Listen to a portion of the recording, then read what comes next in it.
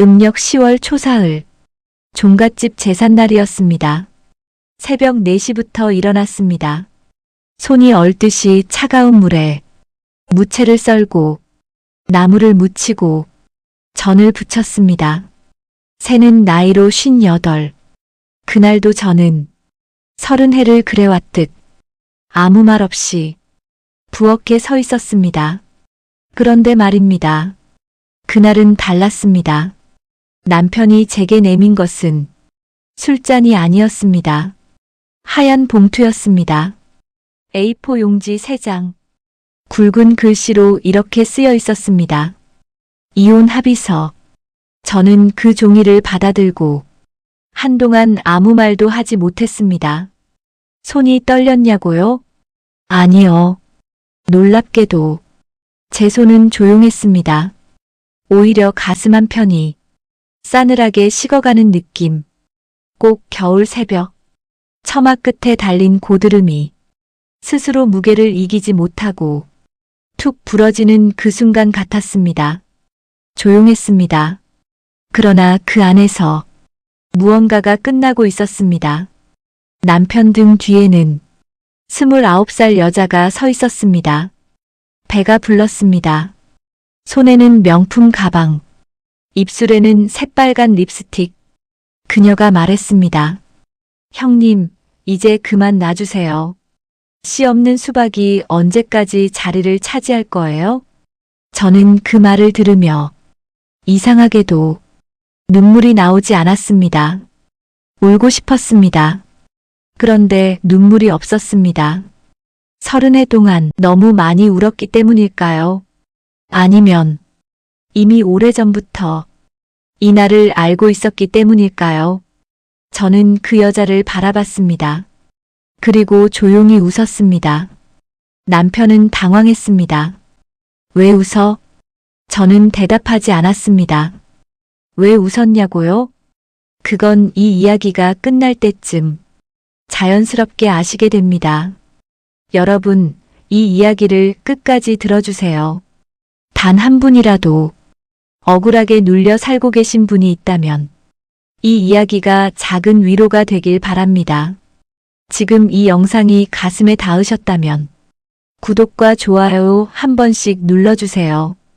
댓글로 지금 계신 곳을 남겨주시면 그 자리에 좋은 일이 가득하시길 진심으로 기원하겠습니다. 제 이름은 박순옥입니다. 충청남도 논산, 벼농사가 전부이던 작은 마을에서 태어났습니다. 아버지는 말수가 적은 분이셨습니다. 키가 크고 어깨가 넓고 손이 유난히 컸습니다. 그런데 그 큰 손으로 늘 저를 조심스럽게 안아주셨습니다. 마치 깨질까봐 두려운 것처럼. 어머니는 제가 12살 때 돌아가셨습니다. 폐암이었습니다. 1년도 채 안 됐습니다. 기침을 시작하더니 반년 만에 입원하셨고 그로부터 석 달이 지나 눈을 감으셨습니다. 어머니 마지막 모습이 지금도 눈에 선합니다. 병원 침대에 누워 저를 부르셨습니다. 순옥아. 목소리가 너무 작아서 귀를 가져다 댔습니다. 너는 아버지 곁에 있어야 한다. 아버지 혼자 두면 안 된다. 저는 그때 고개를 끄덕였습니다.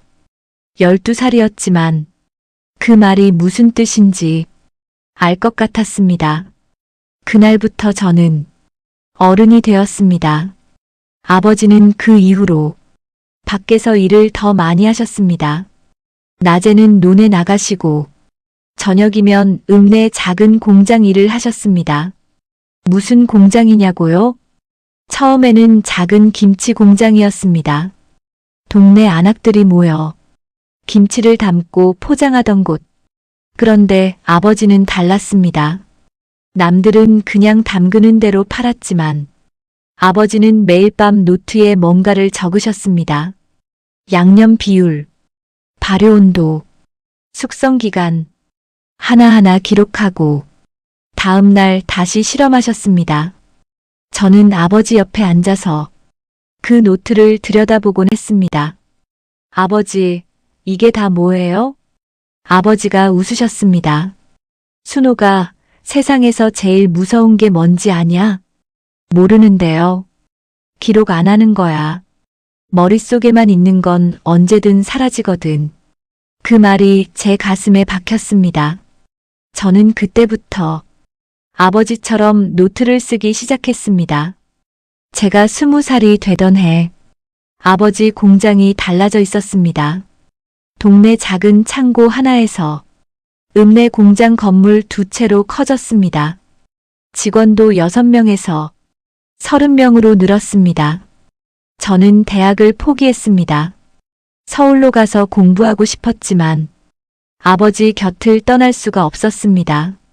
어머니 말씀이 생각났거든요. 아버지 혼자 두면 안 된다. 그래서 저는 남았습니다. 공장 격리를 보면서 아버지 옆에서 배웠습니다. 그때 처음 알았습니다. 아버지가 얼마나 대단한 분인지를. 매달 장부를 맞추면서 숫자들을 보면 가슴이 떨렸습니다. 작년보다 올해가 2배, 내년엔 또 2배가 될 것 같은 느낌. 아버지는 그냥 가만히 일하셨습니다. 요란하지 않으셨습니다. 그런데 결과가 달랐습니다. 제가 26살이 되던 해 중매가 들어왔습니다. 이강석, 당시 28, 서울 4년제 경영학과 졸업. 부모는 일찍 돌아가셨고 고향은 경기도 안성, 작은 무역회사에 다니고 있었습니다. 처음 맞선을 보던 날을 기억합니다. 논산 읍내 한정식집. 그는 양복을 말끔하게 차려입고 왔습니다. 키는 훤칠했고 말을 조리 있게 했습니다. 저는 언젠가 반드시 제 사업을 할 겁니다. 눈빛이 반짝거렸습니다. 그 눈빛이 좋았습니다. 저는 그를 한번 보고 더 이상 고민하지 않았습니다. 결혼은 그해 가을에 했습니다. 결혼하고 나서 알았습니다. 그가 장남이라는 것을. 그것도 경기도 안성에서 오래된 종가 집안의 맏아들이라는 것을.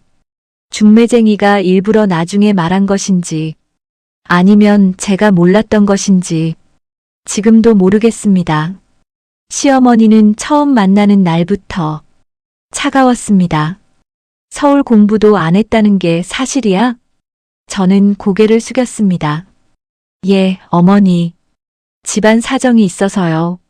집안 사정? 코웃음을 치셨습니다. 그날 저는 알았습니다.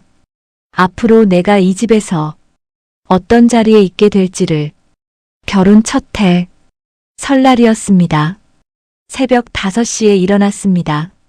시어머니가 전날 밤부터 차례 음식 목록을 주셨거든요.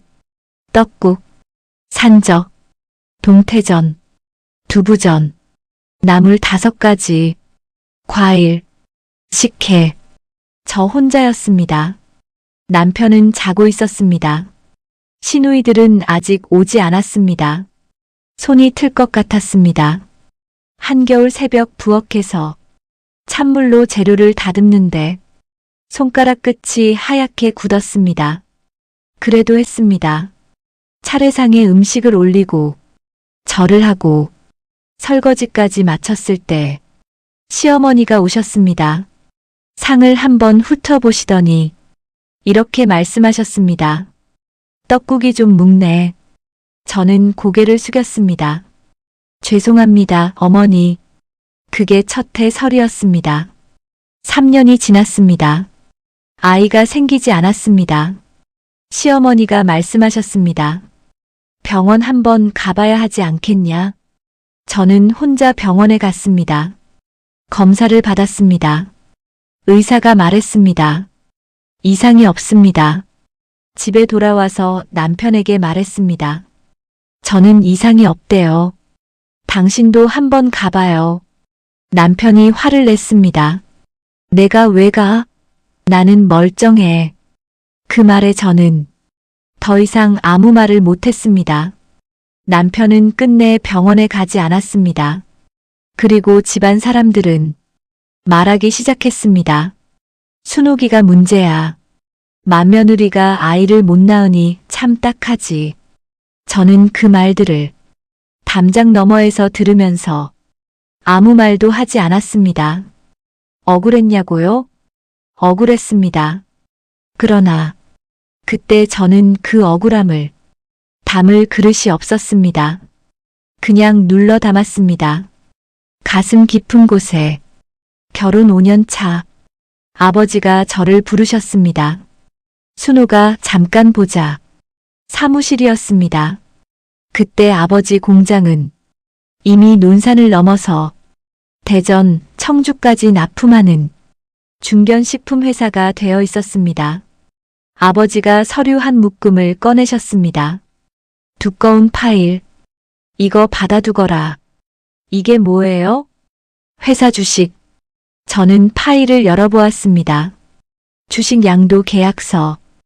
회사 전체 지분의 51%. 아버지, 이게 무슨... 아버지가 말을 자르셨습니다. 내 눈에 흙이 들어가기 전에 내 이름으로 해둬야 마음이 놓인다. 저는 손이 떨렸습니다. 왜요? 아버지 아직 건강하신데. 순호가. 아버지 목소리가 낮아졌습니다. 세상 일은 모르는 거야. 미리 해두는 게 맞아.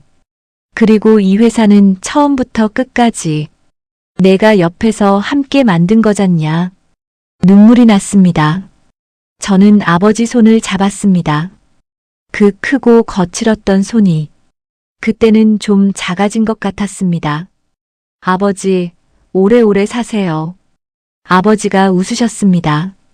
그래야지. 그런데 하늘이 제 바람을 들어주지 않았습니다. 그로부터 2년 뒤 아버지가 쓰러지셨습니다. 뇌경색이었습니다. 새벽에 전화를 받았습니다. 대전 성모병원 응급실. 저는 외투도 제대로 못 입고 달려갔습니다. 중환자실 문 앞에서 의사가 말했습니다. 최선을 다하겠습니다. 그 말이 최악의 말이라는 것을 저는 이미 알고 있었습니다. 아버지는 사흘을 버티셨습니다. 사흘 동안 저는 중환자실 문 앞 의자에서 잠을 자지 않았습니다. 남편은 첫날만 왔습니다. 일이 있어서 연락할게. 그리고 오지 않았습니다. 사흘째 새벽 간호사가 나왔습니다. 저를 보더니 고개를 숙였습니다. 그것으로 충분했습니다. 저는 그 자리에서 한참 동안 움직이지 못했습니다. 아버지, 어머니 먼저 보내시고 저 혼자 남겨두고 그렇게 가셨습니다. 장례를 치르는 동안 남편은 이상했습니다. 슬프기보다는 무언가를 계산하는 것 같았습니다. 장례식장에서 조문객들이 올 때마다 남편은 명함을 돌렸습니다. 처남이 되는 거죠? 앞으로 잘 부탁드립니다. 저는 그 모습을 보면서 가슴 한편이 서늘해졌습니다. 그러나 그때는 슬픔에 묻혀서 제대로 생각하지 못했습니다. 아버지를 땅에 묻고 나서 남편이 말했습니다. 장인어른 회사 이제 어떻게 되는 거야? 저는 잠시 멈췄습니다. 아버지 회사요? 응. 상속은 어떻게 되는지 변호사는 만나봤어?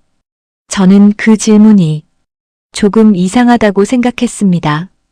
그러나 대답했습니다. 아버지가 이미 다 정리해 두셨어요. 그냥 저한테 있어요.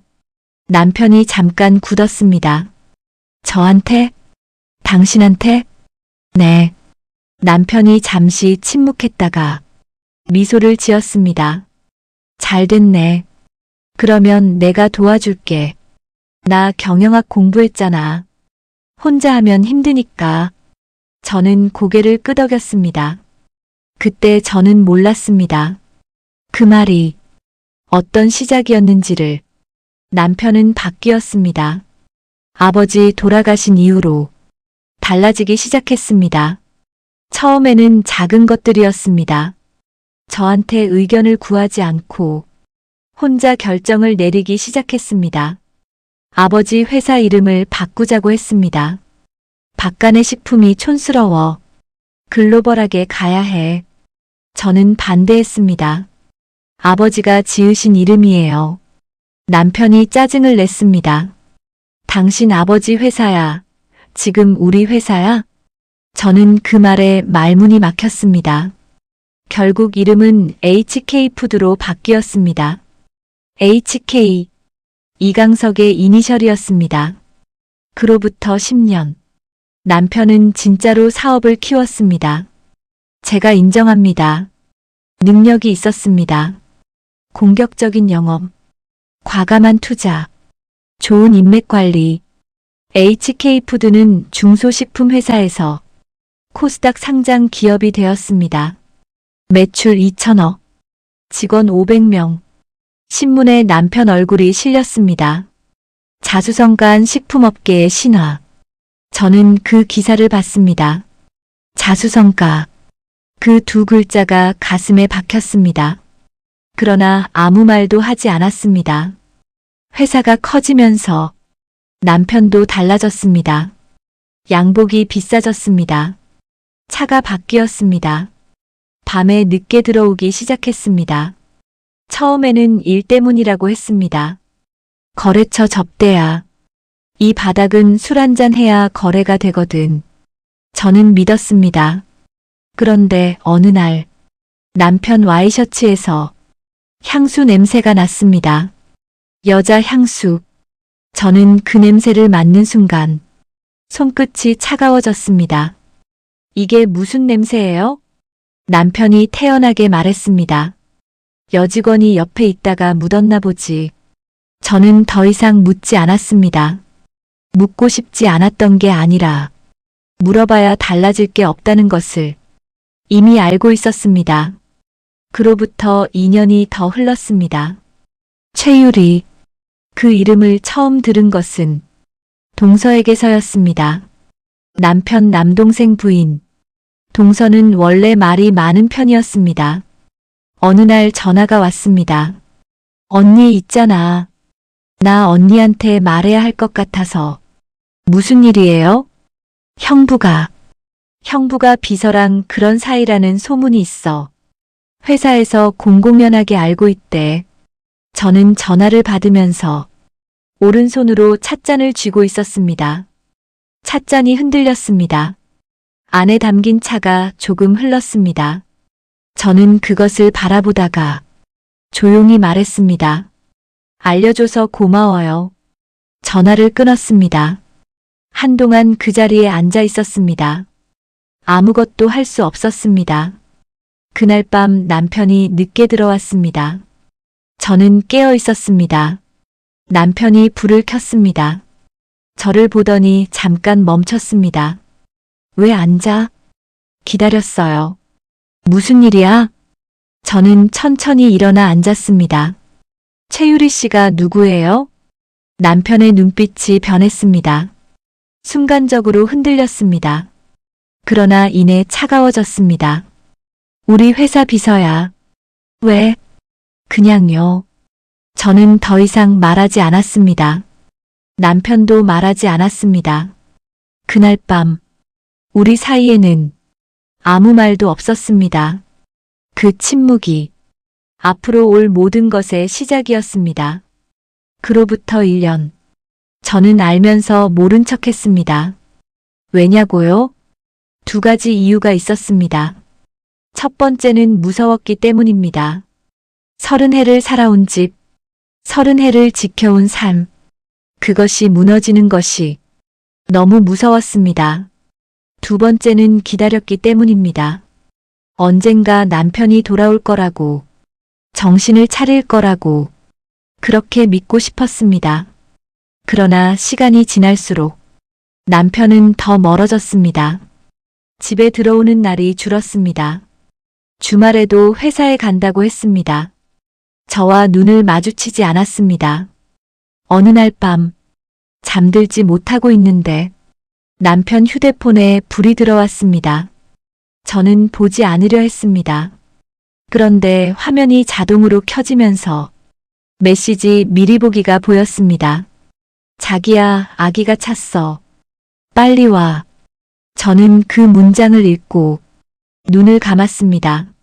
아기, 그 한 글자가 이미 죽어있던 가슴 속에서 마지막 불씨까지 꺼버렸습니다. 다음 날 아침, 저는 평소처럼 밥을 차렸습니다. 된장찌개, 계란말이, 김치, 남편이 내려왔습니다. 밥을 먹으면서 아무 말도 하지 않았습니다. 저도 아무 말 하지 않았습니다. 밥을 다 먹은 남편이 일어나면서 말했습니다. 나 오늘 좀 늦어.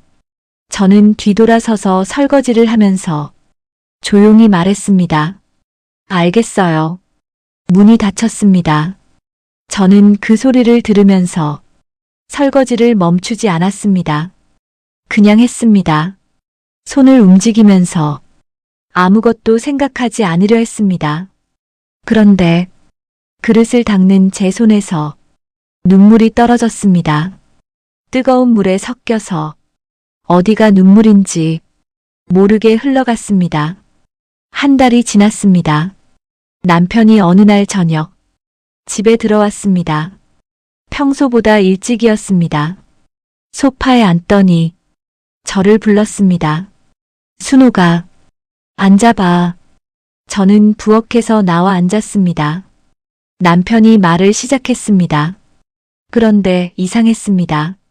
말을 꺼내려다가 멈추고, 다시 시작하려다가 또 멈추고, 저는 그 모습을 보면서 이미 알았습니다. 무슨 말이 나올지. 유리가 임신했어. 저는 고개를 끄덕였습니다. 남편이 계속했습니다. 나도 아이가 있어야 할 것 같아. 당신은 계속 말을 흐렸습니다. 저는 대신 마무리해줬습니다. 아이가 없다고 하려는 거죠. 남편이 고개를 끄덕였습니다. 저는 웃지도 울지도 않았습니다. 그냥 바라봤습니다. 30해를 함께한 사람을, 그 얼굴을. 그래서요? 남편이 말했습니다. 이혼하면 좋겠어. 저는 그 말을 듣고 한참 있다가 말했습니다. 생각할 시간 주세요. 남편이 고개를 끄덕였습니다. 그날 밤 저는 아무것도 할 수 없었습니다. 밥을 먹지 않았습니다. 잠도 오지 않았습니다. 새벽 3시쯤 마루에 앉아서 아버지 생각을 했습니다. 아버지, 만약 아버지가 살아계셨다면 지금 저한테 뭐라고 하셨을까요? 창밖은 어두웠습니다. 골목 가로등 하나만 켜 있었습니다. 저는 그 불빛을 바라봤습니다. 한참을. 그러다가 조용히 일어났습니다. 부엌으로 갔습니다. 물 한 잔 따랐습니다. 마셨습니다. 그리고 속으로 말했습니다. 아버지, 저 이제 다르게 살아도 되지요? 다음 날부터 저는 움직였습니다. 조용히, 아무도 모르게 먼저 변호사를 만났습니다. 오래된 지인을 통해 가정법 전문 변호사를 소개받았습니다. 변호사가 물었습니다. 어떻게 오셨어요? 저는 말했습니다. 이혼 준비를 하려고요. 그런데 이혼을 당하는 게 아니라 제가 주도적으로 하고 싶어요. 변호사가 잠깐 저를 쳐다봤습니다. 그리고 말했습니다. 말씀해 보세요. 저는 노트를 꺼냈습니다. 아버지처럼 기록해 둔 것들을 하나씩. 변호사가 노트를 훑어보면서 잠시 멈췄습니다. 이 서류들을 다 갖고 계세요? 네. 주식 명의가 현재도 박순옥 씨 본인 앞으로요? 예. 결혼할 때 남편 명의로 바꾸자고 했지만 아버지가 끝까지 제 이름으로 두셨어요. 변호사가 천천히 고개를 끄덕였습니다. HK푸드 코스닥 상장 당시에 본인 지분은요? 31.2%입니다. 최대 주주예요. 변호사가 잠시 말이 없었습니다. 그러다가 말했습니다. 남편분이 이 사실을 알고 있나요? 저는 잠깐 생각했습니다. 아마 잊었을 거예요. 오래된 일이기도 하고 본인이 다 이룬 거라고 생각하거든요. 변호사가 다시 한번 노트를 들여다봤습니다. 박순옥 씨, 예, 준비가 많이 되어 있으시네요. 저는 고개를 끄덕였습니다. 그 말이 맞았습니다. 저는 이미 오래전부터 준비하고 있었습니다. 알면서 모른 척한 그 시간 동안 눈물을 삼키며 설거지를 하던 그 새벽들에 남편이 다른 여자 집에서 자는 동안 저는 노트를 채웠습니다. 남편 회사의 이상한 거래 내역, 설명되지 않는 자금 흐름, 대표 명의로 빠져나간 돈들, 그 흔적들을, 그리고 음력 10월 초사흘이 왔습니다. 종갓집 제삿날, 저는 새벽 4시에 일어났습니다. 30번째, 한 번도 빠짐없이 무채를 썰고 나무를 묻히고 전을 부쳤습니다. 제사상을 다 차리고 절을 올리고 설거지까지 마쳤습니다. 그런데 남편이 이상했습니다. 평소와 달리 자꾸 저를 쳐다봤습니다. 뭔가를 말하려다가 망설이는 것 같았습니다. 그러다가 제사가 끝나고 사람들이 밥을 먹는 중에 남편이 불렀습니다. 순호가 잠깐 나와. 저는 앞치마를 벗고 따라갔습니다. 마당이었습니다. 영하 15도. 입김이 서렸습니다. 그때 집 대문이 열렸습니다. 최유리였습니다. 배가 많이 불러 있었습니다. 코트를 입었지만 배가 코트를 밀어내고 있었습니다. 그녀가 저를 보면서 웃었습니다. 그 웃음이 차가운 바람보다 더 시렸습니다. 남편이 코트 안쪽에서 봉투를 꺼냈습니다. 순호가 미안한데 저는 그 봉투를 받으면서 이미 알았습니다. 하얀 A사 용지, 이혼 합의서, 그리고 최유리가 말했습니다. 형님, 이제 그만 놔주세요. 씨 없는 수박이 언제까지 자리를 차지할 거예요? 저는 그 말을 들었습니다. 그리고 조용히 웃었습니다. 남편이 당황했습니다. 왜 웃어? 저는 이혼 합의서를 들고 천천히 안으로 들어갔습니다. 서재로 갔습니다. 서랍에서 도장을 꺼냈습니다. 탁! 서명을 하고 도장을 찍었습니다. 떨리지 않았습니다. 저는 그 서류를 가지고 다시 마당으로 나왔습니다. 남편에게 건네면서 딱 한마디만 했습니다. 후회하지 마세요. 그리고 돌아섰습니다.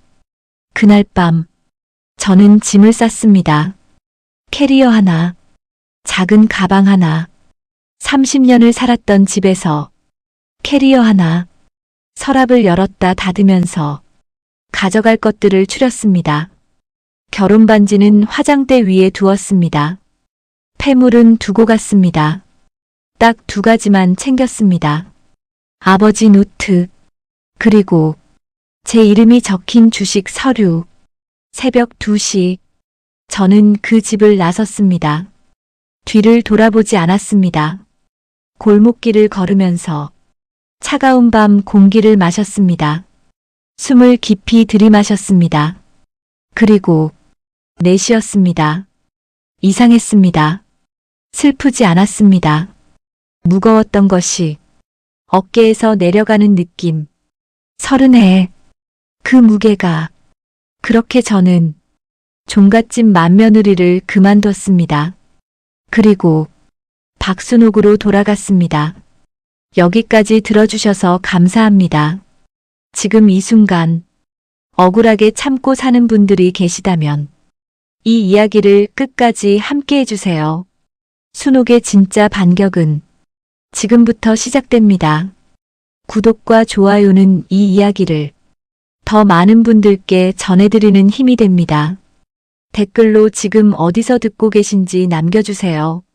그 자리에 따뜻한 기운이 가득하시길 바랍니다. 새벽 2시였습니다. 저는 캐리어 하나를 끌고 30년을 살았던 집 대문을 나섰습니다. 골목 끝에 세워둔 택시에 올라탔습니다. 기사님이 물었습니다. 어디 가세요? 저는 잠깐 생각했습니다. 갈 곳. 서울에 올라온 뒤로 저는 친정이 없었습니다. 아버지도 안 계셨습니다. 친구도 없었습니다. 30년 동안 시댁과 남편 회사 사람들이 전부였습니다. 저는 말했습니다. 강남구 역삼동으로 가주세요. 변호사 사무실 근처 작은 비즈니스 호텔이었습니다. 미리 예약해뒀습니다. 아무도 모르게 이미 일주일 전에 택시 안에서 창밖을 바라봤습니다. 새벽 서울, 가로등이 줄줄이 흘러갔습니다. 한강 다리를 건너는데 강물 위에 불빛들이 흔들렸습니다. 저는 그 불빛들을 바라봤습니다. 어릴 때 아버지가 말씀하셨습니다. 물은 낮은 데로 흐르는데 그 끝에 가면 바다가 된다. 사람도 마찬가지야. 억울하게 눌려도 결국 가야 할 곳은 가게 돼 있어.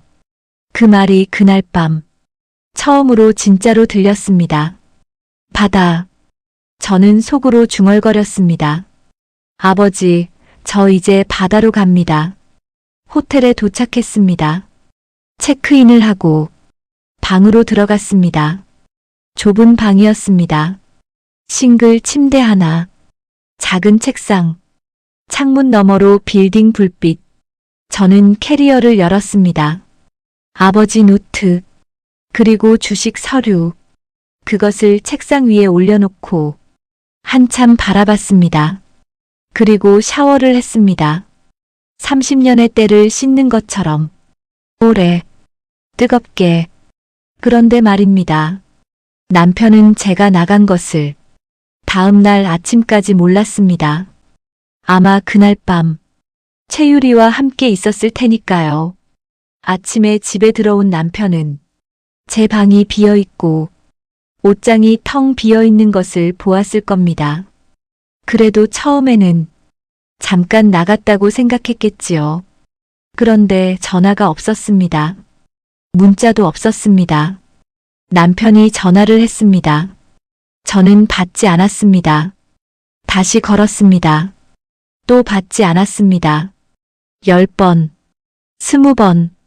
저는 진동이 울리는 휴대폰을 바라보면서 그냥 놔뒀습니다. 오전 10시, 저는 변호사 사무실에 도착했습니다. 김태준 변호사, 서울대 법대, 가정법 전문 15년. 제가 신뢰한 이유는 그분이 재판에서 이기는 변호사가 아니라 의뢰인을 지키는 변호사라는 말을 들었기 때문입니다. 변호사가 저를 보더니 말했습니다. 나오셨네요. 예. 잘 주무셨어요? 저는 솔직하게 말했습니다. 거의 못 잤습니다. 변호사가 고개를 끄덕였습니다. 그럴 것 같았어요. 커피 드실래요? 주세요. 커피를 마시면서 변호사가 말했습니다. 이미 서명하셨죠? 예. 이혼 합의서는 법적으로 효력을 가지려면 협의 이혼 신청서를 법원에 제출해야 합니다. 아직 제출 전이니 취소도 가능하고 반대로 박순옥 씨가 먼저 이혼 소송을 제기할 수도 있어요. 저는 물었습니다. 소송이요? 네.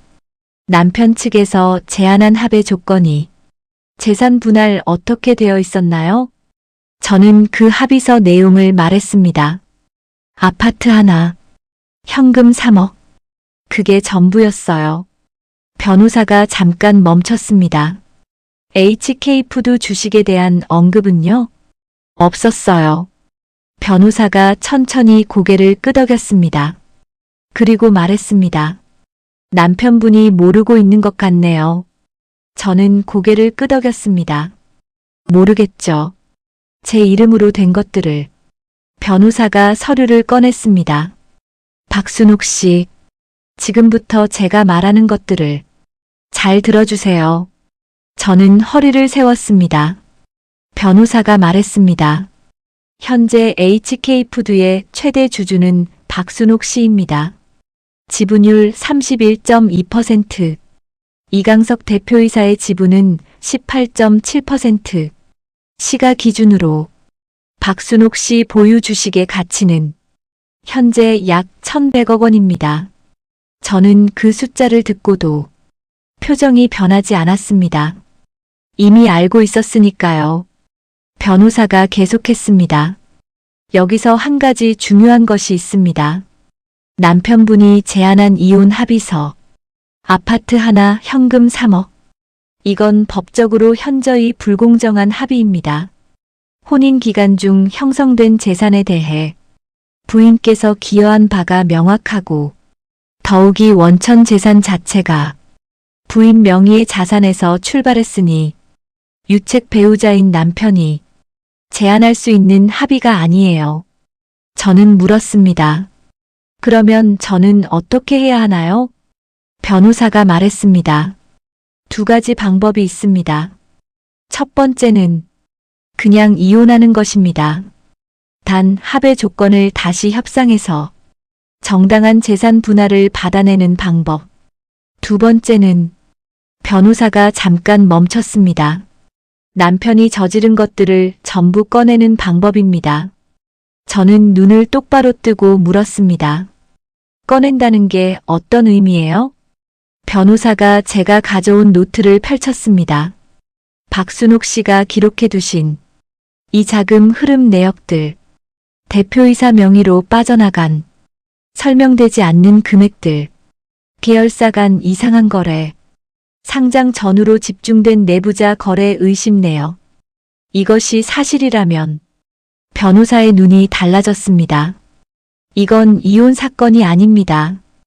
횡령, 배임, 증권거래법 위반, 형사 사건입니다. 저는 그 말을 듣고 잠시 눈을 감았습니다. 형사 사건. 그 말이 가슴을 눌렀습니다.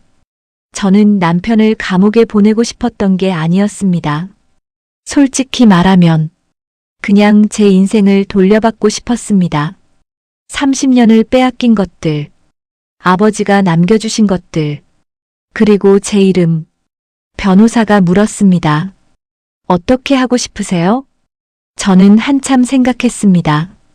창밖을 봤습니다. 겨울 하늘이었습니다. 회색빛. 그리고 말했습니다. 변호사님. 예. 저는 복수가 하고 싶은 게 아니에요. 그냥 제가 받아야 할 것을 받고 싶어요. 그런데 저는 잠깐 멈췄습니다. 만약 그가 먼저 저를 건드린다면 그때는 변호사가 고개를 끄덕였습니다. 말하지 않아도 알겠다는 것처럼 준비해 두겠습니다. 그로부터 사흘이 지났습니다. 남편에게서 문자가 왔습니다. 어디 있어? 연락해. 그리고 다음 날 변호사를 선임했어. 이혼 절차대로 진행하자고. 저는 그 문자를 읽고 변호사에게 전달했습니다.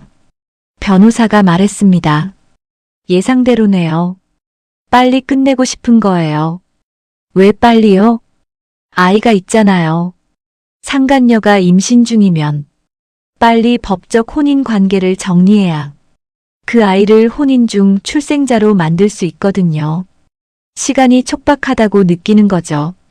저는 고개를 끄덕였습니다. 그렇군요. 변호사가 말했습니다. 그래서 저희는 서두르지 않을 겁니다. 그 사이 남편은 제가 상상하지 못했던 방법으로 움직였습니다. 시어머니를 통해서였습니다. 시어머니가 전화를 하셨습니다. 순호가. 저는 전화를 받았습니다. 예, 어머니. 내가 집을 나갔다고? 예. 도대체 왜 그런 거야? 강석이가 한 번만 봐달라는데. 저는 조용히 말했습니다. 어머니. 30년 동안 어머니 곁에서 부족하지 않게 모시려 애썼습니다. 그것은 저도 부끄럽지 않아요. 그런데 지금은 달라요. 시어머니가 말씀하셨습니다. 그래도 남편이잖아. 여자가 참아야지. 저는 그 말을 듣고 한참 있다가 말했습니다. 어머니. 어머니는 어머니 아들 편을 드시는 게 맞습니다. 그런데 저는 더 이상 그 편에 서지 않을 거예요. 전화를 끊었습니다. 그 다음에는 신우이가 왔습니다. 남편의 여동생, 이정아. 직접 호텔로 찾아왔습니다. 제가 어디 있는지 알아낸 것입니다. 문 앞에서 벨을 눌렀습니다. 저는 열어줬습니다. 이정아가 들어오더니 짐짓 부드러운 척 말했습니다. 언니, 오빠가 많이 반성하고 있어. 한 번만 봐줘. 저는 물었습니다. 정아야, 내 오빠가 한 일 알지? 알아. 그래도 남자들은 원래 그런 게 있잖아. 저는 그 말을 듣고 조용히 웃었습니다. 그래. 남자들은 원래 그런 게 있을 수 있지. 그런데 나는 그걸 받아들여야 하는 여자가 아닌 것 같아. 이정아가 표정이 굳었습니다. 언니, 솔직히 말할게. 오빠 회사 지금 좀 문제 있어. 이 시점에 이혼하면 주가에 영향이 있대. 기관 투자자들이 불안해한다고. 저는 그 말을 듣고 잠시 멈췄습니다. 주가. 저는 말했습니다. 그래서 나한테 기다려달라는 거야? 응. 좀만 더. 저는 고개를 끄덕였습니다. 알겠어. 이정아가 얼굴이 밝아졌습니다. 진짜? 언니 진짜 이해해 줄 거야? 응. 저는 이정아를 보면서 속으로 생각했습니다. 주가 이야기가 나왔어. 이제 알겠다. 강석이가 얼마나 다급한지. 저는 그날 저녁 변호사에게 전화했습니다. 신우이가 왔었어요. 주가 이야기를 했어요. 변호사가 잠깐 침묵하더니 말했습니다. 그거 중요한 말이에요. 왜요? HK푸드 지금 주가 움직임이 이상합니다. 이상해요? 네. 지난 2달 사이에 임원 몇 명이 주식을 매도했어요. 공시기준 미만 수량으로 쪼개서. 저는 숨을 들이마셨습니다. 그게 무슨 의미예요? 뭔가 터질 것 같으니까 미리 빠지는 거예요. 저는 조용히 말했습니다. 변호사님. 예. 저 이제 더 이상 기다리지 않겠습니다. 변호사가 말했습니다. 이미 준비돼 있습니다. 그로부터 2주 후 남편 측 변호사에게서 정식 이혼 소장이 왔습니다. 내용을 읽었습니다. 재산 분할 제한. 아파트 하나. 현금 5억으로 올라 있었습니다. 처음보다 2억이 올랐습니다. 그리고 한 줄이 추가되어 있었습니다. HK푸드 관련 일체의 권리를 이강석에게 귀속시킴. 저는 그 줄을 읽고 입가에 미소가 번졌습니다. HK푸드 관련 일체의 권리. 남편은 그것이 자기 것이라고 생각했습니다. 그래서 서류에 적어 넣었겠지요. 그런데 말입니다. 그것은 처음부터 제 것이었습니다. 남편이 모르는 게 있었습니다. 제가 이미 회사 법무팀을 통해 주주명부를 조회해놨다는 것을, 그리고 제 이름이 아직도 최대 주주 1위 칸에 선명하게 적혀 있다는 것을. 그 무렵이었습니다. 저한테 연락이 한 군데서 더 왔습니다. HK푸드 사회이사 박형준. 회사 설립 초기부터 아버지와 인연이 있던 분. 지금은 회사 이사회에 남아 계신 분. 박 사장님 따님이시죠? 그분이 조심스럽게 운을 뗐습니다. 예, 안녕하세요. 오래됐는데 잘 지내셨죠? 다름이 아니라 그분의 목소리가 낮아졌습니다. 회사 일로 좀 여쭤볼 게 있어서요. 저는 조용히 말했습니다. 말씀하세요. 이 대표가 요즘 이상합니다. 이사회 소집도 불투명하고 주주 관련 서류들을 내부에서 임의로 처리한 것 같은 정황이 있어요. 저는 메모를 했습니다. 구체적으로 어떤 서류요? 주주총회 의결 관련 위임장 처리, 그리고 지난 분기 특수관계인 거래 몇 건. 저는 손이 차가워지는 것을 느꼈습니다. 박 이사님, 혹시 그 서류들 저한테 보내주실 수 있으세요? 잠시 침묵이 있었습니다. 그리고 그분이 말했습니다. 보내드리겠습니다. 사장님 따님을 제가 끝까지 믿어야 하니까요. 그 서류들을 받았습니다. 이틀 뒤 이메일로 첨부 파일 6개, 변호사와 함께 밤새 들여다봤습니다. 새벽 2시가 됐습니다.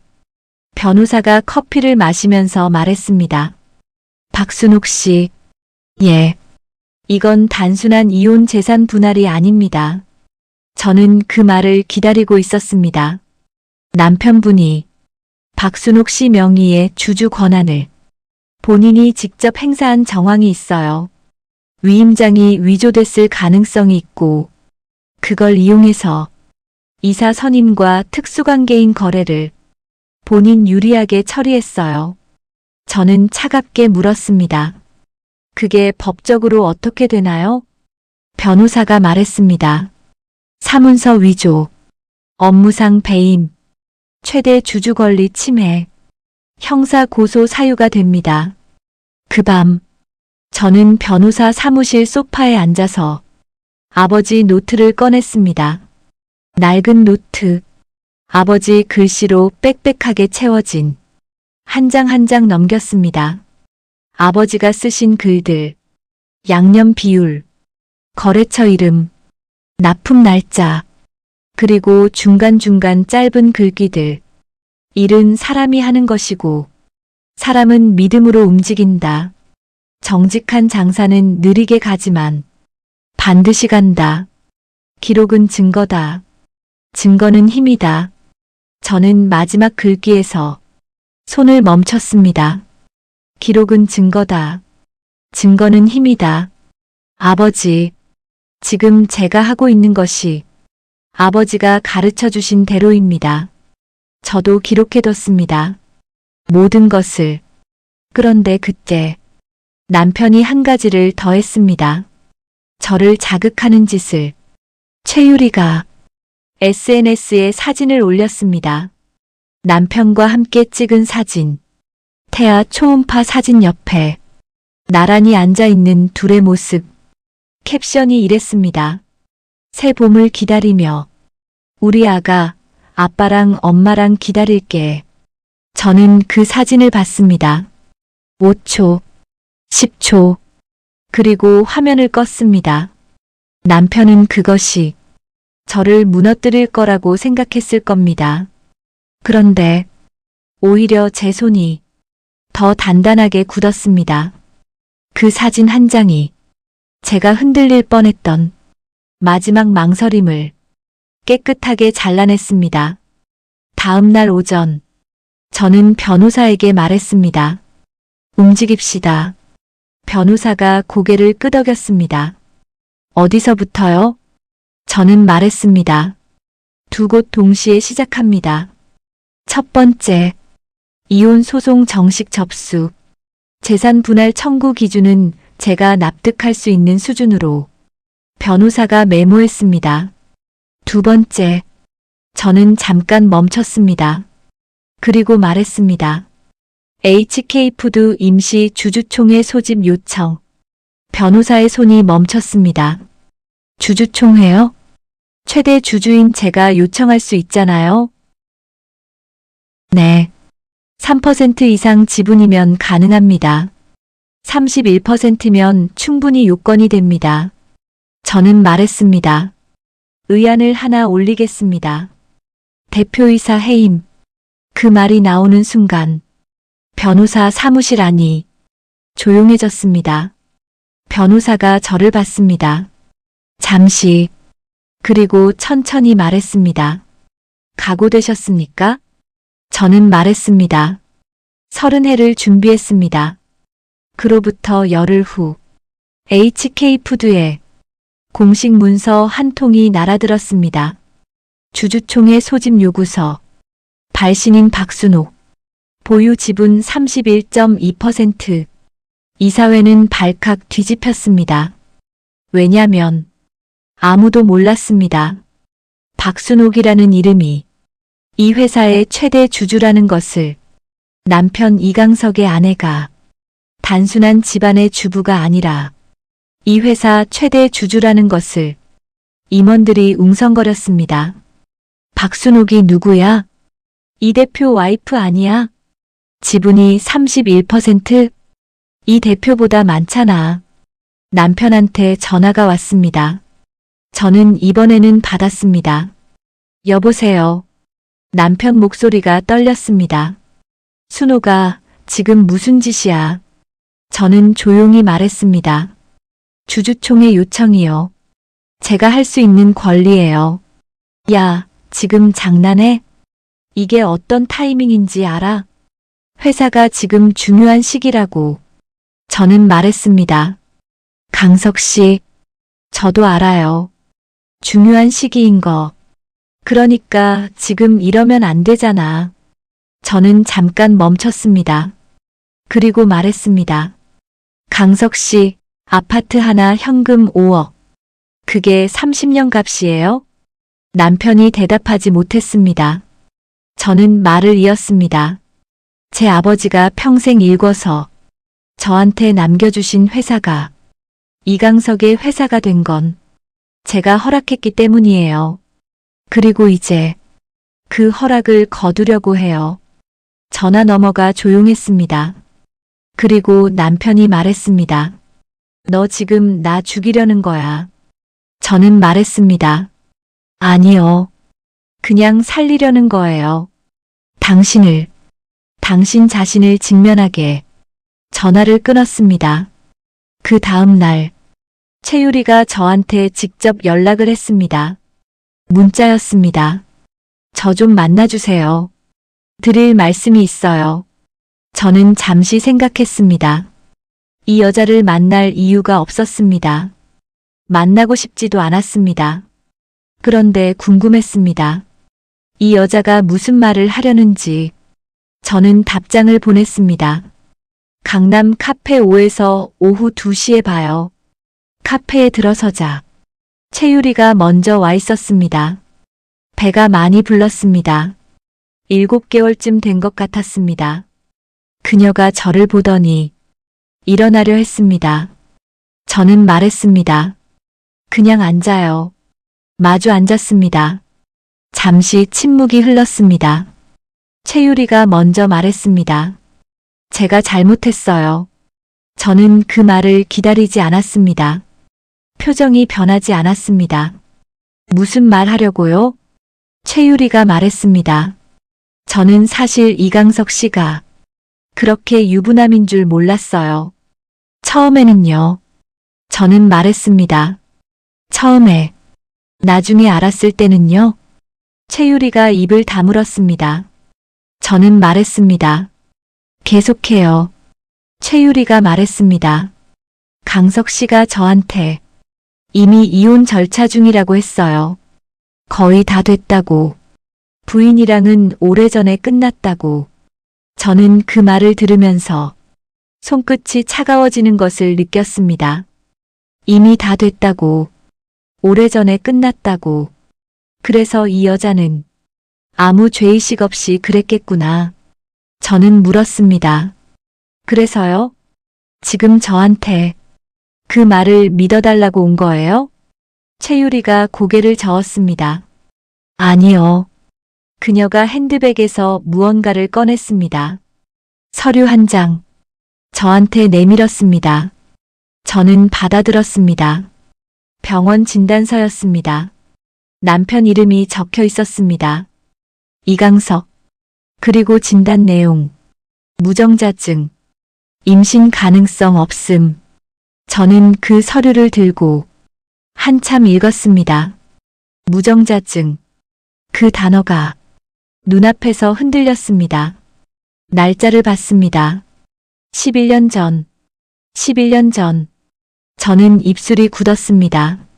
11년 전이면 바로 제가 아이가 없다고 집안에서 손가락질 받던 그 시절이었습니다. 씨 없는 수박. 제삿날 최유리가 저한테 했던 그 말. 씨가 없는 사람은 저가 아니었습니다. 저는 최유리를 봤습니다. 이걸 어디서 났어요? 최유리가 말했습니다. 이강석 씨 서재에서요. 제가 집에서 살다가 우연히 발견한 서류 더미에서. 저는 물었습니다. 그러면 잠깐 숨을 골랐습니다. 그 아이는. 최유리가 고개를 숙였습니다. 아무 말도 하지 않았습니다. 저는 더 이상 묻지 않았습니다. 물을 필요가 없었습니다. 저는 그 진단서를 가방에 넣었습니다. 최유리가 말했습니다. 저 이강석 씨랑도 끝낼 거예요.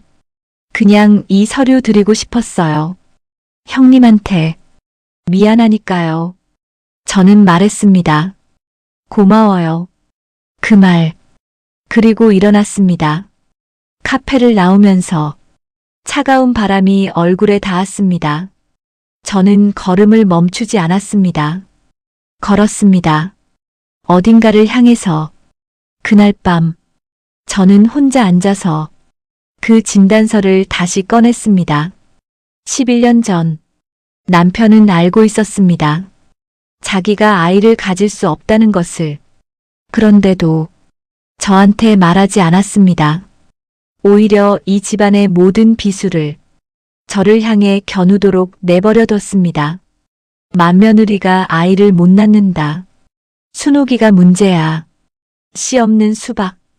그 말들을 들으면서 저는 11년을 혼자서 견뎠습니다. 그런데 씨가 없었던 사람은 남편이었습니다. 처음부터 끝까지 저는 그 진단서를 손에 쥐고 오랫동안 앉아 있었습니다. 눈물이 날 것 같았습니다. 그런데 이상하게도 눈물이 나오지 않았습니다. 슬픔을 넘어서 다른 감각이 왔습니다. 차갑고 단단하고 명료한 것. 바로 이것이었습니다. 이제 내가 가진 것들이 하나씩 드러날 시간이다. 그 다음 날 저는 변호사에게 전화했습니다. 변호사님, 새로운 증거가 생겼어요. 변호사가 말했습니다. 무엇입니까? 저는 말했습니다. 남편이 무정자증 진단서를 11년 전에 발급받았어요. 전화 너머가 잠시 조용했습니다. 변호사가 말했습니다. 그러면 아이 없음을 부인 탓으로 돌린 것은 고의였죠. 저는 말했습니다. 변호사가 잠시 침묵하다가 말했습니다. 박순옥 씨, 이건 재산 분할에서 유책 배우자 판단에 결정적인 영향을 미칩니다. 정신적 손해에 대한 위자료 청구도 가능하고요. 저는 말했습니다. 그리고 하나 더 말씀해 보세요. 최유리 씨 아이. 아버지가 이강석이 아닐 가능성이 높아요. 남편이 그것을 알고 있을 수도 있고 모를 수도 있어요. 하지만 어느 쪽이든 저는 천천히 말했습니다. 남편이 저를 버린 이유가 거짓이었다는 게 증명되죠. 이제부터입니다. 남편은 몰랐습니다. 제가 쥐고 있는 것들이 하나씩 드러날 준비가 되어 있다는 것을. 주주총회 소집 요구서는 이미 이사회에 접수됐습니다. 이혼 소송은 법원에 접수됐습니다. 무정자증 진단서는 변호사 책상 위에 올라갔습니다. 그리고 아버지 노트에 담긴 횡령 의심 내역들은 조만간 다른 곳으로 갈 예정이었습니다. 그리고 마침내 주주총회 날짜가 잡혔습니다. 2월 마지막 주 목요일 오전 10시 여의도 HK푸드 본사 대회의실. 저는 그날 아침 오래된 옷장 안쪽에서 아버지한테 선물 받은 코트를 꺼냈습니다. 짙은 감색 울 코트. 아버지가 제 40번째 생일에 이건 특별한 날에 입어라 하며 사주셨습니다. 저는 한 번도 입지 않았습니다. 그 특별한 날이 올 때까지 코트를 입었습니다. 거울을 봤습니다. 58살 여자가 거울 속에서 저를 바라봤습니다. 주름이 생겼습니다. 머리카락에 흰 것이 늘었습니다. 그러나 눈빛은 달랐습니다. 이 눈빛은 두려운 눈빛이 아니었습니다. 저는 택시를 불렀습니다. 여의도 HK푸드 본사요. 기사님이 물었습니다. 거기 출근하세요? 저는 잠깐 생각하다가 말했습니다. 네. 오늘 처음이에요. HK푸드 본사에 도착했습니다. 20층짜리 빌딩. 정문 간판에 HK푸드 로고. 저는 그 빌딩을 올려다봤습니다. 이 빌딩이 지어질 때 저는 어디 있었나요? 시댁 제사를 준비하고 있었습니다. 새벽 4시에 일어나서 이 회사가 상장될 때 저는 어디 있었나요? 시어머니 병원 수발을 들고 있었습니다. 이 건물의 초석이 무엇으로 만들어졌는지 저는 알고 있었습니다. 아버지의 땀, 그리고 제 이름. 로비에 들어섰습니다. 안내 데스크 직원이 물었습니다. 안녕하세요. 어떻게 오셨어요? 저는 말했습니다. 박순옥입니다. 주주총회 참석하러 왔어요. 직원이 명단을 확인했습니다. 잠시 멈췄습니다. 그리고 저를 다시 봤습니다. 아, 예. 박순옥 주주님. 대회의실로 모시겠습니다. 모시겠습니다. 그 말을 들으면서 이상한 기분이 들었습니다. 30년 만에 누군가가 저를 모신다고 했습니다. 대회의실 문을 열었습니다. 이미 사람들이 많이 와 있었습니다. 기관 투자자, 주요 주주, 임원들, 그리고 가장 앞자리에 남편 이강석이 앉아 있었습니다. 그는 저를 보더니 굳어버렸습니다. 저는 그의 눈을 마주쳤습니다. 짧게, 그리고 자리로 걸어갔습니다. 최대 주주석, 앞줄 중앙, 그 자리에 앉았습니다. 주주총회가 시작됐습니다. 사회자가 말했습니다. 오늘 임시 주주총회의 주요 의안을 말씀드리겠습니다. 의안 제1호, 대표이사 이강석의 해임건, 발해 주주 박순옥, 보유 지분 31.2%. 회의실 안이 웅성거렸습니다. 저는 앉아서 정면을 바라봤습니다. 남편이 마이크를 잡으려 했습니다. 사회자가 말했습니다. 발해 주주께서 의안 제출 사유를 먼저 설명하시겠습니까? 모든 시선이 저를 향했습니다. 저는 자리에서 일어났습니다. 마이크 앞에 섰습니다. 그리고 말했습니다. 저는 박순옥입니다. 이 회사의 전신인 박간의 식품을 창업하신 고 박인수 사장님의 딸이고 HK푸드의 최대 주주입니다. 회의실이 조용해졌습니다. 저는 계속했습니다. 저는 오늘 여러분께 몇 가지를 보고드리겠습니다. 변호사가 준비한 자료를 스크린에 띄웠습니다. 첫째, 최대 주주인 저의 위임장이 제 동의 없이 작성된 정황이 있습니다. 관련 서류는 현재 수사기관에 제출된 상태입니다. 회의실 안이 술렁였습니다. 저는 멈추지 않았습니다. 둘째, 지난 3년간 대표이사 개인 계좌와 특수관계인 법인 사이에 설명되지 않는 자금 이동이 총 47건, 금액으로는 약 38억 원에 달합니다. 이에 대한 감사 자료를 지금 배부해 드리겠습니다. 남편이 벌떡 일어났습니다. 잠깐만요. 저는 남편을 봤습니다. 처음으로 이 자리에서 남편의 얼굴이 하얗게 됐습니다. 저는 조용히 말했습니다. 이강석 대표님, 절차가 있습니다. 발해 주주 발언이 끝난 후에 반론하실 수 있습니다. 회의실 안에서 몇몇 임원들이 고개를 숙였습니다. 그것이 무엇을 의미하는지 저는 알았습니다.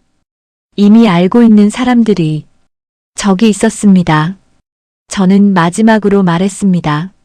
저는 이 회사를 없애려는 것이 아닙니다. 제 아버지가 평생을 바쳐 만든 회사입니다. 직원 500명이 매일 아침 출근하는 회사입니다. 저는 이 회사를 지키려는 겁니다. 올바른 사람이 이끌 수 있도록 잠깐 멈췄습니다. 그리고 남편을 바라봤습니다. 눈이 마주쳤습니다. 저는 말했습니다. 그것이 제가 오늘 여기 온 이유입니다. 자리에 앉았습니다. 회의실이 완전히 조용했습니다. 그 침묵이 무거웠습니다. 그러나 저는 처음으로 그 무게를 두려워하지 않았습니다. 표결이 시작됐습니다. 대표이사 이강석 해임, 찬성, 반대. 저는 찬성의 손을 들었습니다.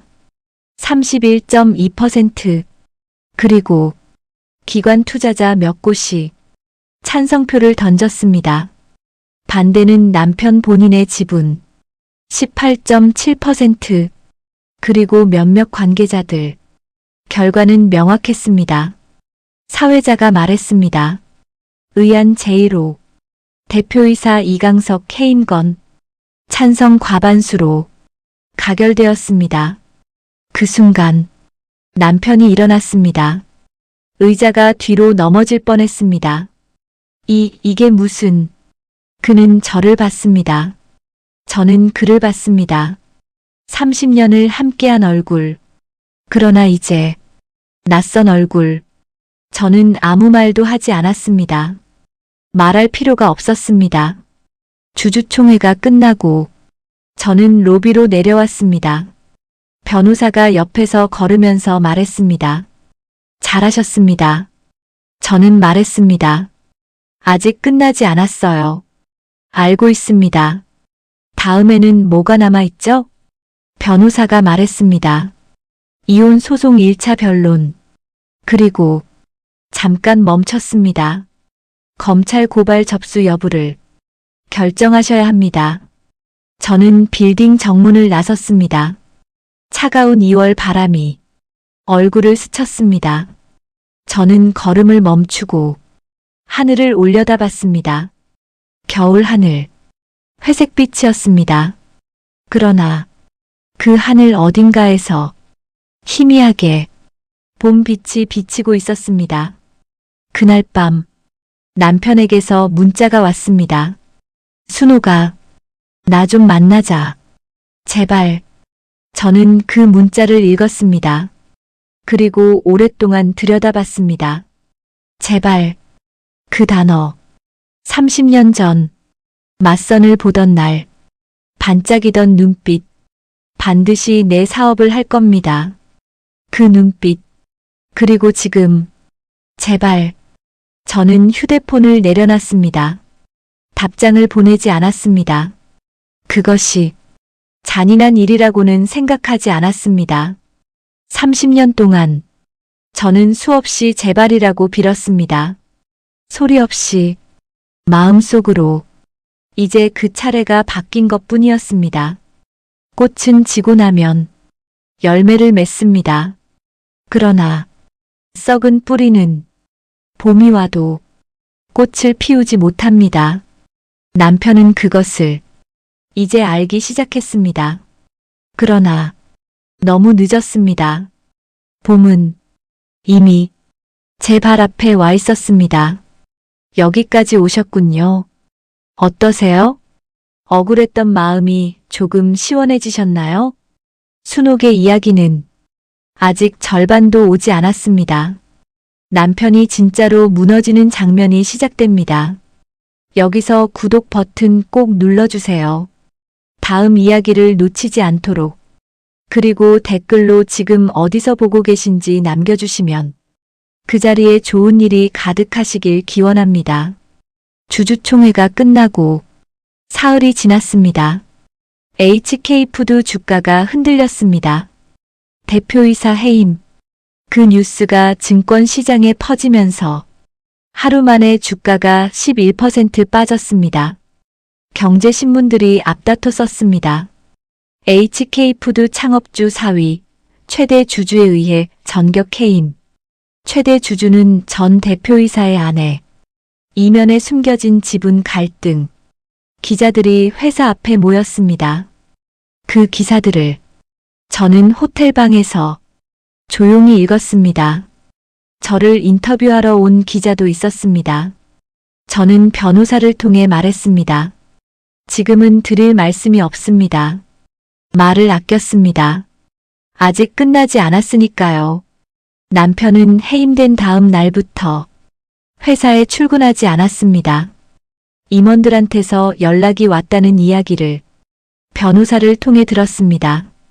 이 대표가 연락이 안 된다. 어디 있는지 모르겠다. 그리고 며칠 뒤 남편이 나타난 곳은 회사가 아니었습니다. 시어머니 집이었습니다. 시어머니가 저한테 다시 전화를 하셨습니다. 순호가 강석이가 왔다. 얼굴이 말이 아니야. 제발 한 번만 와줄 수 없냐? 저는 말씀드렸습니다. 어머니, 저 지금 갈 수 없어요. 그리고 강석 씨랑 만나는 건 변호사를 통해야 해요. 직접은 안 됩니다. 시어머니가 잠깐 침묵하셨다가 말씀하셨습니다. 그래. 그 짧은 대답 안에 시어머니도 이미 아드님 편을 들기가 어려워졌다는 것이 담겨 있었습니다. 주주총회 이후 열흘째 되던 날, 저는 변호사 사무실에 앉아 있었습니다. 변호사가 서류 한 뭉치를 가져왔습니다. 검찰에서 연락이 왔습니다. 저는 고개를 들었습니다. 우리가 고발한 건 아직 검토 중인데, 변호사가 잠깐 멈췄습니다. 금감원에서 별도로 조사를 시작했어요. 금감원이요? 네. HK푸드 주가 움직임이 이상하다는 제보가 들어간 것 같아요. 내부 거래 의심. 저는 물었습니다. 우리가 접수한 것과 겹치나요? 겹칩니다. 그것도 아주 많이. 변호사가 말했습니다. 박순옥 씨, 이제 이 사건은 저희가 밀어붙이는 것이 아닙니다. 기관들이 알아서 파고 들어가고 있어요. 물이 흘러야 할 곳으로 흐르고 있는 겁니다. 저는 그 말을 듣고 아버지 말씀이 떠올랐습니다. 물은 낮은 대로 흐르지만 결국 바다가 된다. 그로부터 2주 뒤 금감원의 현장 조사가 시작됐습니다. HK푸드 본사에 금감원 직원 6명이 들이닥쳤습니다. 컴퓨터를 압수했습니다. 회계 서류를 봉투에 담았습니다. 임원들을 불러 조사했습니다. 그 뉴스가 나오던 날, 저는 뉴스를 보면서 밥을 먹었습니다. 된장찌개. 조용히. 이상하게 배가 고팠습니다. 오랫동안 밥맛이 없었는데 그날은 달랐습니다. 그 무렵 남편한테서 연락이 다시 왔습니다. 이번에는 문자가 아니었습니다. 남편 쪽 변호사를 통해서였습니다. 변호사가 말했습니다. 상대방이 합의를 원합니다. 조건을 다시 제시했어요. 저는 물었습니다. 뭐라고 했나요? 재산 분할, 아파트 2채, 현금 30억, 그리고 회사 지분 관련해서는 이강석 씨가 박순옥 씨 지분을 시가로 매수하겠다는 의향을 표명했습니다. 저는 잠시 그 숫자들을 들었습니다. 처음에 제시했던 아파트 하나 현금 3억. 그게 이제 아파트 2채 현금 30억이 됐습니다. 10배가 올랐습니다. 저는 말했습니다. 거절합니다. 변호사가 물었습니다. 이유를 전달할까요? 저는 말했습니다. 이유는 필요 없어요. 그냥 거절이라고 하세요. 남편이 직접 나타난 것은 그로부터 사흘 뒤였습니다. 호텔 로비에서였습니다. 제가 외출하려고 엘리베이터에서 내리는데 남편이 로비 소파에 앉아 있었습니다. 저는 걸음을 멈췄습니다. 남편이 일어났습니다. 한 달 사이에 많이 달라져 있었습니다. 양복 구겨졌습니다. 턱수염이 자라 있었습니다. 눈밑이 검었습니다. 그는 저를 보더니 한 걸음 다가왔습니다. 저는 물러서지 않았습니다. 여기 어떻게 알았어요? 동생한테 들었어. 저는 말했습니다. 변호사를 통해 연락하세요. 직접 오시면 안 됩니다. 순호가, 그가 말했습니다. 목소리가 달랐습니다. 지난 몇 년 동안 높고 단단했던 그 목소리가 이제 낮고 흔들렸습니다. 나 잘못했어. 저는 그 말을 들었습니다. 잘못했다. 그 세 글자. 저는 한참 그 사람을 바라봤습니다. 그리고 말했습니다. 알고 있어요. 남편이 눈을 들었습니다. 그러면 저는 말했습니다. 그 말이 30년 전에 나왔어야 했어요. 10년 전에라도, 아니, 1년 전이라도. 지금은 잠깐 멈췄습니다. 너무 늦었어요. 남편이 말했습니다. 유리가 나갔어. 저는 물었습니다. 최유리 씨요? 아이 낳고 혼자 간다고 나갔어. 저는 그 말을 듣고 이상한 감정이 밀려왔습니다. 안타까움? 아니었습니다. 그렇다고 통쾌함도 아니었습니다. 그냥 그렇게 되는 것이구나 싶었습니다. 남편이 말했습니다. 아이가 태어났어. 저는 고개를 끄덕였습니다. 남자야. 저는 말했습니다. 그래요. 남편이 잠깐 입을 다물었다가 말했습니다. 친자 검사를 했어. 저는 멈췄습니다. 그리고 남편을 봤습니다. 남편의 눈이 흔들렸습니다. 그 눈빛만으로 저는 알았습니다. 남편이 말했습니다. 내 아이가 아니야. 그 말이 로비 안에 조용히 울렸습니다. 저는 이미 알고 있었습니다. 최유리가 가져온 진단서에서. 그러나 직접 남편 입에서 듣는 것은 달랐습니다. 남편은 고개를 숙였습니다. 30년 동안 당신이 아이 못 낳는다고 욕먹는 걸 알면서도 내가 말을 안 했어. 그게 제일 잘못한 거야.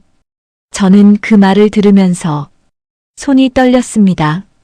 아니, 정확하게는 가슴이 떨렸습니다. 11년 가슴에 눌려있던 것이 그제야 조금 움직이는 것 같았습니다. 저는 말했습니다. 강석 씨, 남편이 고개를 들었습니다. 당신이 그 말하는데 30년 걸렸어요. 남편이 아무 말도 못했습니다. 저는 계속했습니다. 저는 그 30년 동안 내 잘못이 아닐 수도 있다는 말을 단 한 번도 들어본 적이 없어요. 시어머니한테도, 시누이한테도, 당신한테도 그냥 다들 제 탓이라고 했고, 저도 그렇게 믿고 살았어요. 남편이 고개를 숙였습니다. 미안해. 저는 말했습니다. 그 말 듣고 싶었어요. 오래. 그런데 지금은 잠깐 숨을 들이마셨습니다. 그 말이 나를 바꾸지 않아요. 이미 내 안에서 많은 것이 결정됐거든요. 남편이 말했습니다.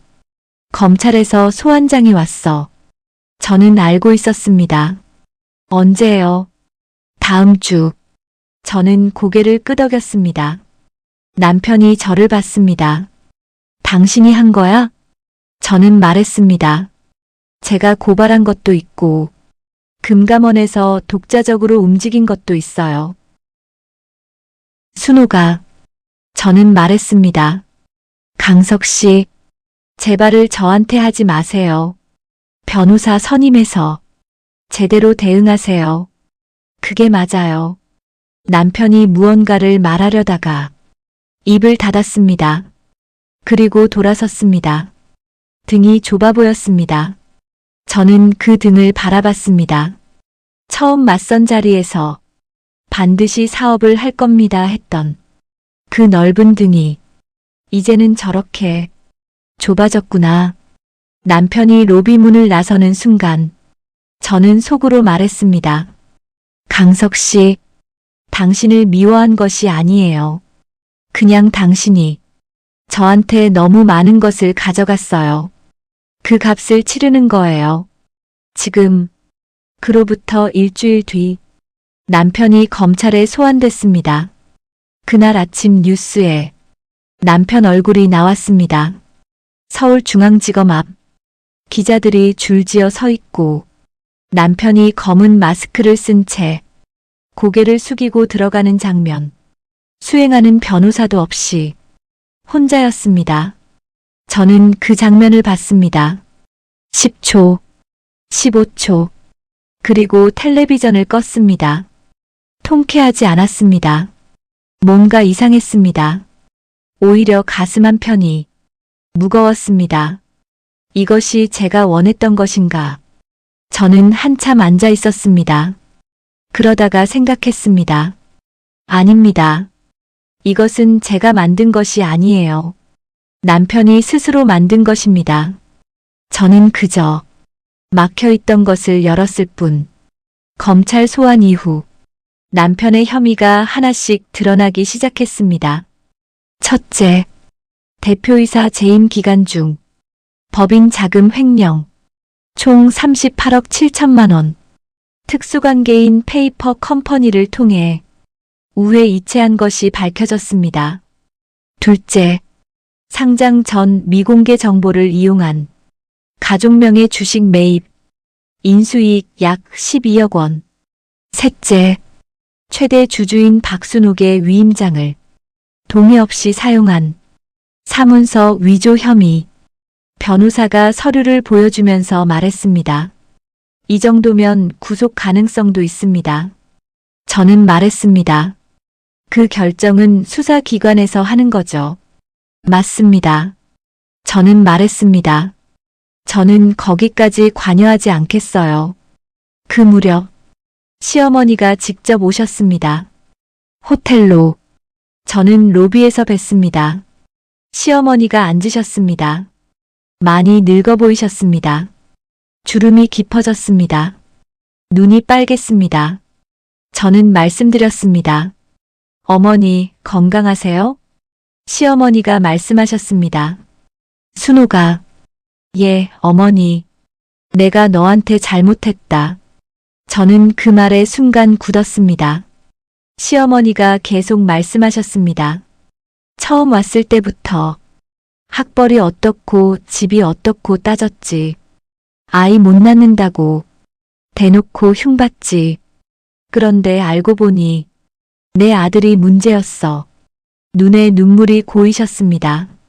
강석이가 진단서를 숨긴 거 나도 이번에 알았어. 그동안 네가 얼마나 억울했겠냐. 저는 시어머니를 봤습니다. 30년 단 한 번도 제 편이 아니었던 분. 그런데 지금 이 자리에서 잘못했다고 하십니다.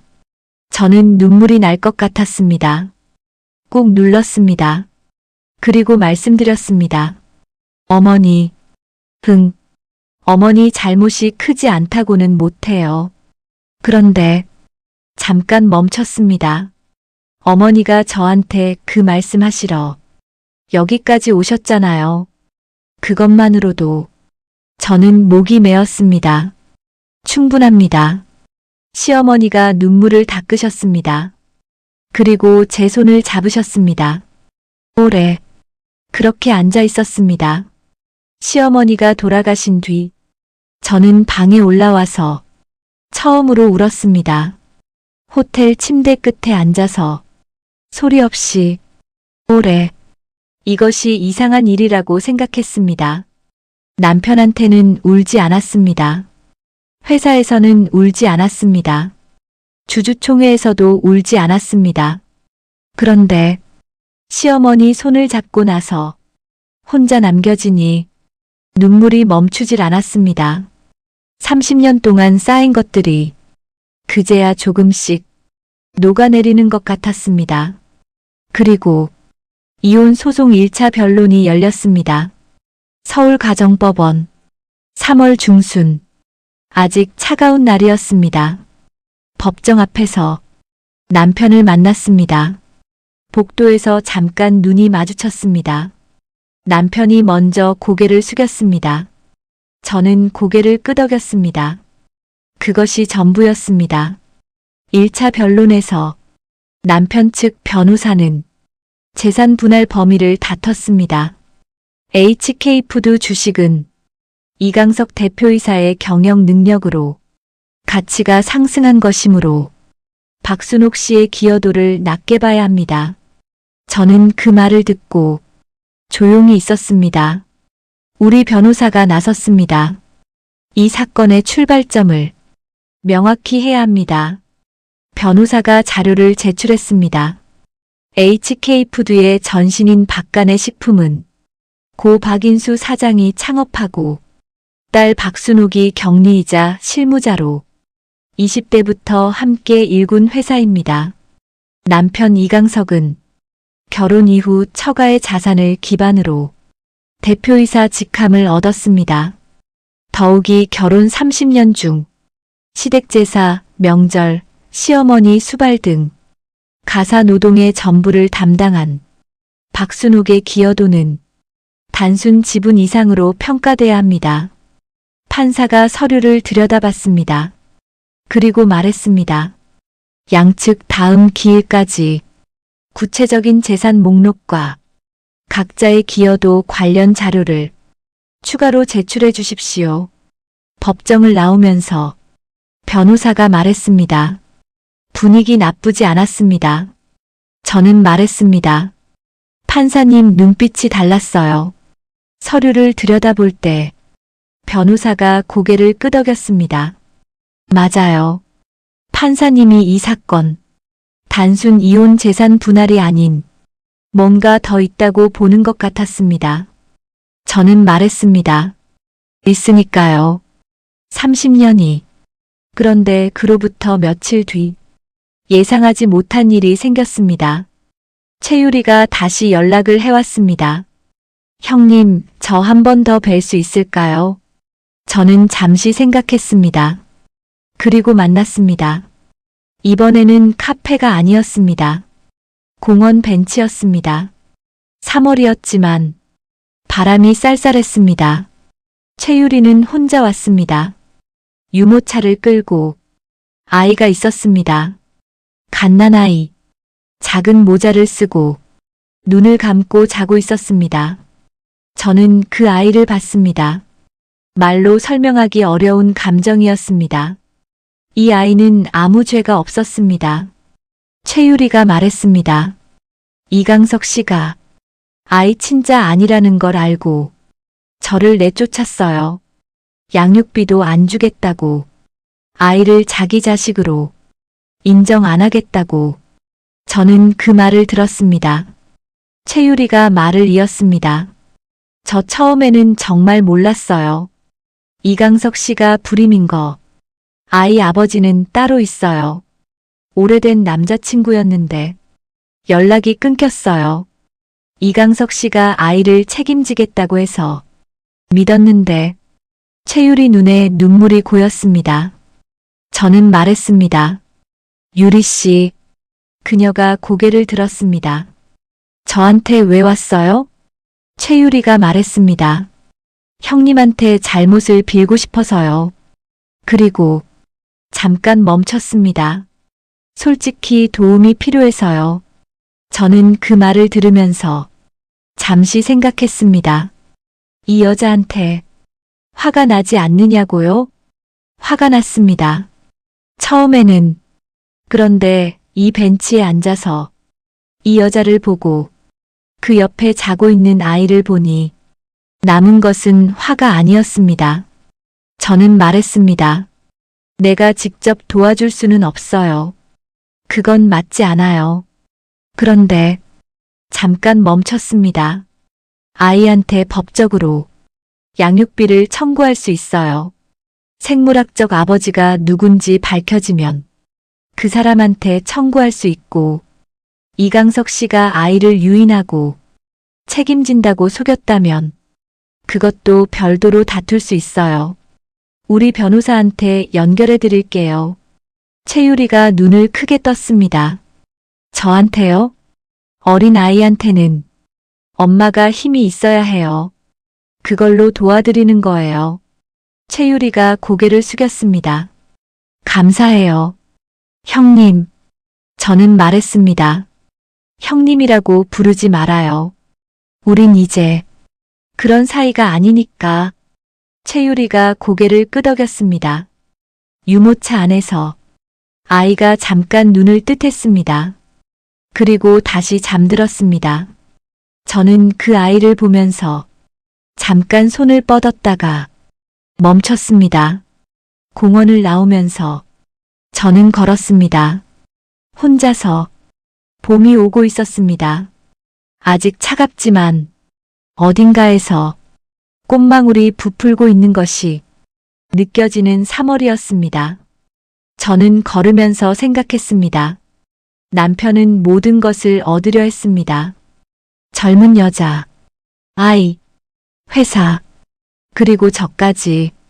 그런데 결국 아무것도 남지 않았습니다. 아이는 자기 아이가 아니었고, 젊은 여자는 떠났고, 회사는 잃었고, 저는 나갔습니다. 인간이 욕심을 부릴 때 가장 먼저 잃는 것은 곁에 있는 사람이라는 것. 남편은 그것을 다 잃고 나서야 알았을 것입니다. 그로부터 한 달, 검찰에서 남편에 대한 구속영장이 청구됐습니다. 횡령 38억, 배임, 사문서 위조. 법원이 영장을 발부했습니다. 남편이 구속됐습니다. 그 뉴스가 나오던 날, 저는 논산에 있었습니다. 아버지 산소에 갔습니다. 혼자 묘지 앞에 쪼그려 앉아서 잡초를 뽑았습니다. 작은 것들, 겨울을 이기고 도단한 잡초들, 뽑으면서 말했습니다. 아버지, 바람이 불었습니다. 잘 지내고 있어요. 걱정하지 마세요. 아버지가 만들어 놓은 것들 제대로 지키고 있어요. 산 위에서 새소리가 들렸습니다. 이름 모를 새, 맑은 소리. 저는 한참 앉아 있었습니다. 그리고 돌아오는 길, 차 안에서 변호사에게서 전화가 왔습니다. 박순옥 씨, 예. 법원에서 연락이 왔습니다. 이혼 소송 2차 변론 날짜가 잡혔어요. 그리고 변호사가 잠깐 멈췄습니다. 판사가 조정을 권유했습니다. 조정이요? 네. 판사가 보기에 양측이 합의할 가능성이 있다고 판단한 것 같아요. 남편 측에서 전향적으로 조건을 바꿨거든요. 저는 물었습니다. 어떻게요? 변호사가 말했습니다.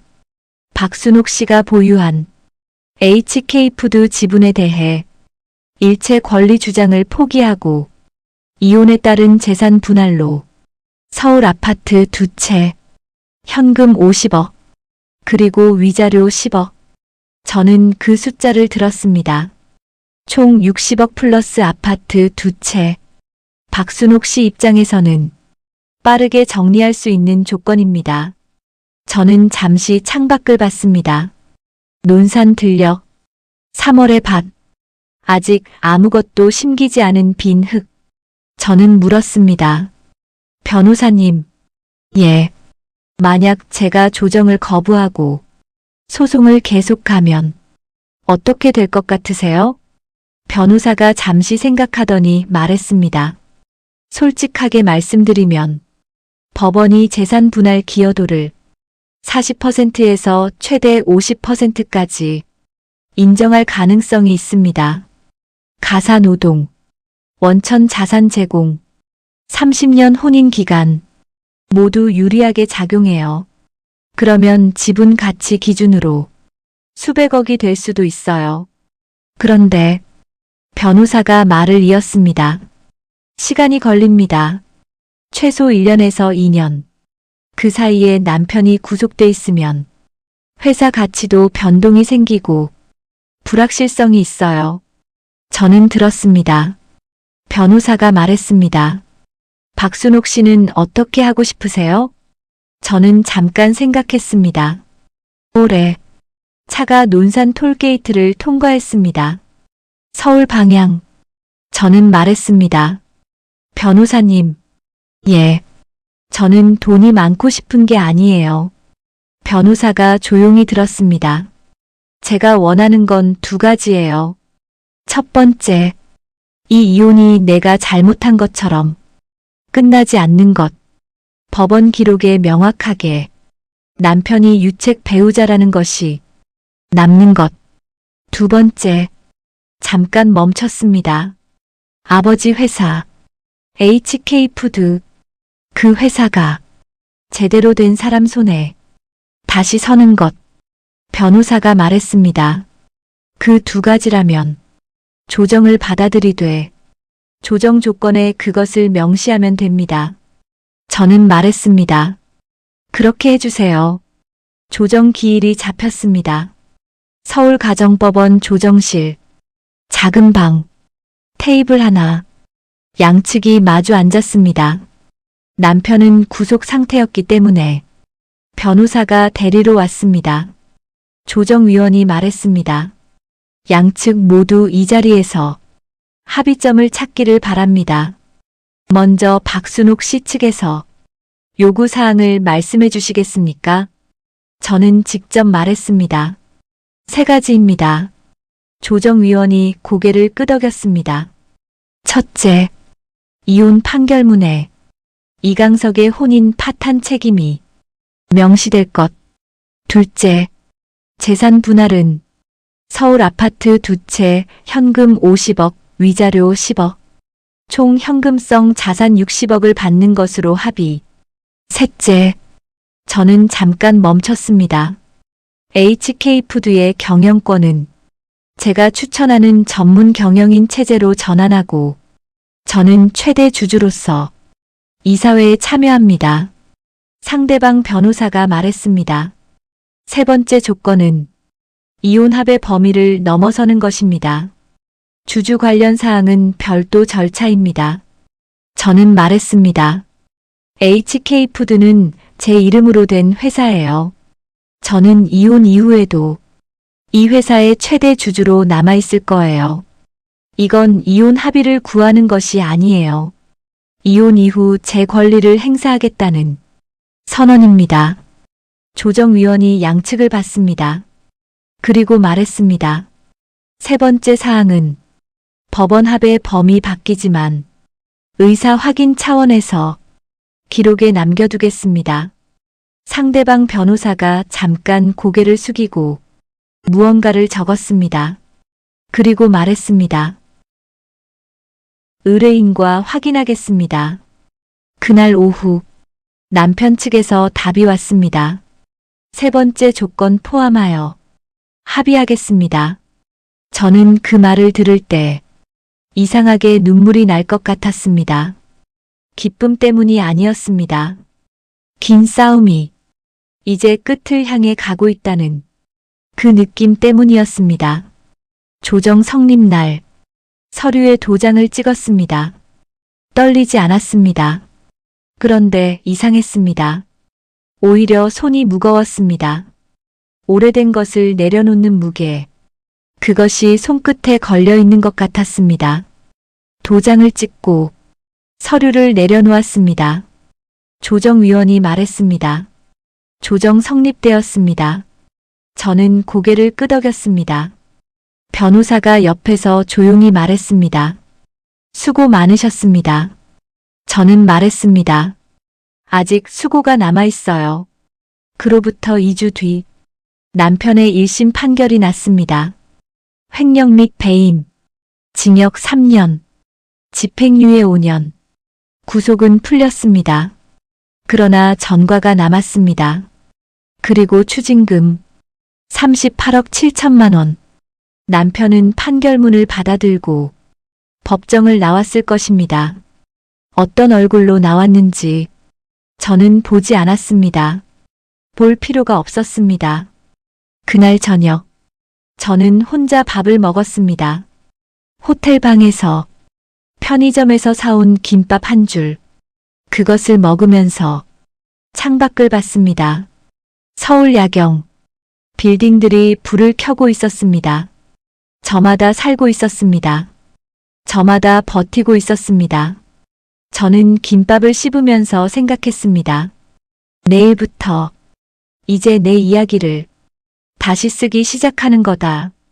그리고 바로 그 다음 날 저는 HK푸드 본사로 출근했습니다. 아버지한테 선물 받은 그 짙은 감색 울 코트를 입고 로비에 들어섰습니다. 안내 데스크 직원이 말했습니다. 어서 오세요, 박 회장님. 회장님. 그 말이 귓가에 맴돌았습니다. 저는 잠깐 멈췄습니다. 회장님이라는 말이 어색하지 않으면 안 됐는데 이상하게 어색하지 않았습니다. 엘리베이터를 탔습니다. 20층 꼭대기 버튼을 눌렀습니다. 엘리베이터 문이 닫히면서 거울에 제 얼굴이 비쳤습니다. 58살, 주름진 얼굴, 흰 머리카락. 그런데 눈빛이 달랐습니다. 이 눈빛은 두려운 눈빛이 아니었습니다. 20층 버튼 불빛처럼 조용하고 확실하게 켜져 있었습니다. 엘리베이터 문이 열렸습니다.